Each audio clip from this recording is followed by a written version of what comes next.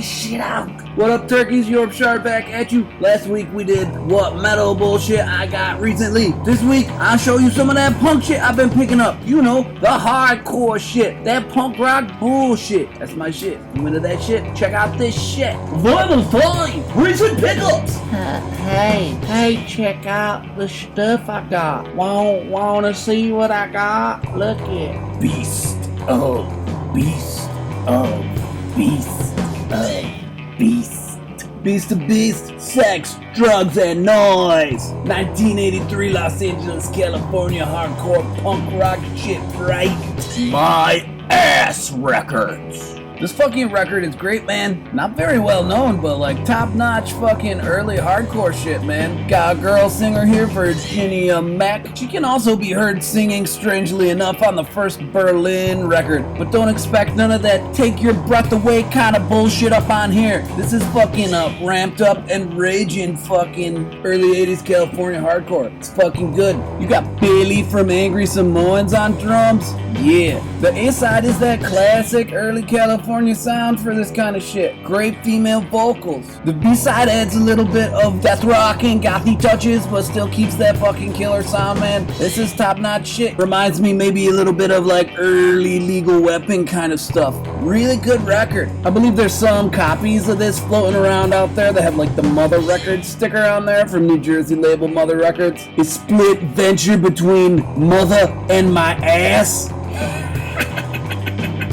I don't know if Mother was just helping them with the East Coast distribution or what. But anyway, mine is not that version. This one's all about my ass. Beast to Beast, killer punk record. Next up, we've got Billy Synth and the Turnips with their 1983 LP, Disorderly Conduct, on Tragic Records out of Pennsylvania. Here's a picture of Billy Synth taking a poopy. This is a pretty fun record right here, Billy Synth and the Turnips. Their first album was just called The Turnips. This one became Billy Synth and the Turnips. Billy trying to make a name for himself. And there he is on the synth. It's not just a cool name, it's a way of life for this guy. Hey, but no shit, Billy Synth, he's like a garage punk legend for that East Coast shit, especially for Pennsylvania. Billy was responsible for putting out the Psychedelic Unknowns compilations. He put out 1 million volumes of that between like the 70s and the 90s. Rare and hard to find psychedelic kind of comps, you know. And you can hear his love for that kind of shit on this record. There's definitely a lot of the 60s garage rock influence in there. They got covers of the Stooges, the Seeds, Love, the Squires, all that kind of shit. And so it's like amped up 60s garage punk, but they also got some other shit that's like more synthy, kind of borderline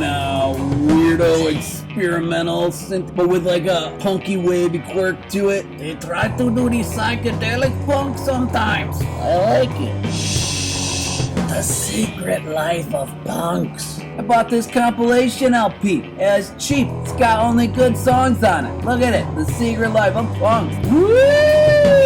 Like UK82 in full effect, right? Exploited foreskins, crunch and business, info riot, blitz. Partisan spear in the test tube, baby's last resort. Gonads! 1982, Secret Records out of the UK. That's why they call it UK82. It's a wonderful insert to look at.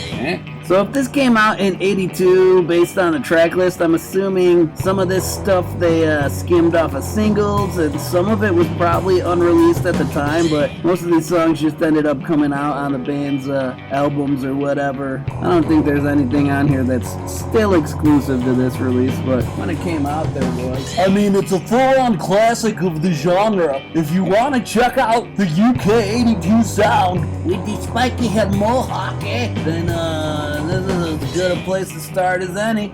Check out this wild and groovy cover art. Brought to you by Collapse. Collapse without an E from Germany. This is the Bacteria album. This is 1988, right? So it's pretty late in the game for hardcore stuff, and there's influences that begin to creep in. So this stuff has like fucking tinges of crossover shit going on, and definitely tell the guy's been playing guitar more than like a year and a half. But it stays true to hardcore punk. I wouldn't call it a crossover album by any means. Look at this nice big insert.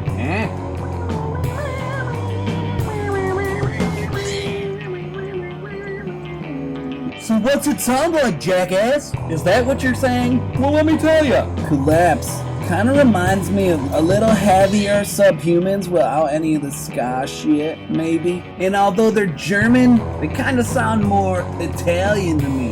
You know, maybe like some hints of Indigesti, Indigazione, and shit like that, you know? But like, nah, 1984 hardcore by those bands, like what those bands were doing in 1988. Because 1988's a fucking weird time for hardcore. It sounds like that. It's a cool record though, I like it. I like this kind of shit. I like this period, if it's the right bands, you know. And this record is cheap as hell. I got this thing shipped to my house for under $8. Some German hardcore punk from 1988, including tax and shipping. It was less than $8, right? That's a deal. Look it up. Maybe you like it. Maybe you don't give a fuck. The next record's out of Germany too, but this one's back in 1982.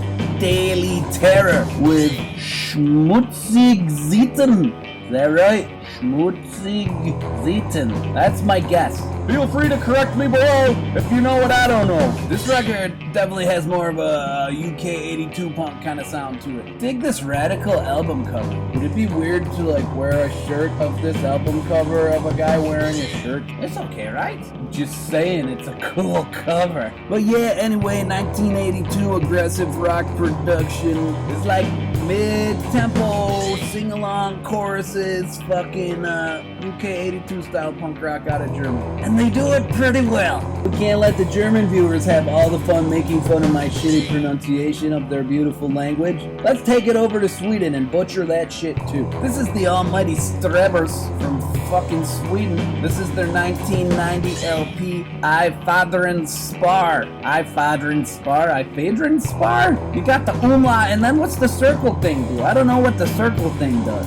I should have looked this up. I feel like a dumb dick. A dumb dick. Whatever. Great record. Strebers rule. Strebers? I can't even say their name. Look at this tough little customer. 1990 Bird Nest Records. This band is really good. They got an order form. I want to get me a shirt, but I can't. See, they got red shit for sale on here too, man. Astacast chart to 77. Fucking Bad Brains, KSMB, Epigron. You know, I need me a couple of these still. The chart of 77 shirt looks pretty red too. But we're not talking about them. We're talking about Strebers. Strebers? It's just like really well written, tightly played, melodic, hardcore punk, dude. Great band, great record. I buy anything I can find by these guys. Kind of similar in sound to Astacast. I think the one dude making from Astacast actually played with these guys for a little bit. I love both of those bands. Fucking killer, top-notch, melodic, hardcore shit. Bringing it back to the Americas, the Toxic Reasons. This is their 1989 record, Anything for Money. This is their 6th LP. This is the kind of record that back in the 90s I would see on a shelf and be like, yeah, I don't know. 1989, kind of metal looking cover, may not be safe to buy. Now that like internet and you can hear shit, turns out this is a super cool record. Whoa.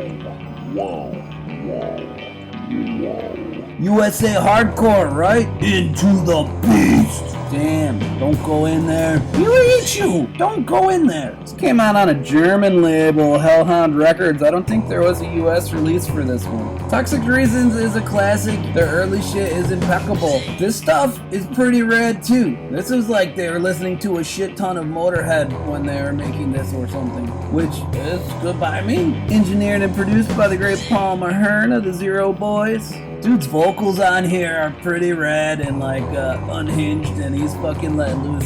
It's a good listen. I dig this record. This is one I've been hunting for kind of a long time. This is the Violators Die With Dignity EP. No Future Records, 1983.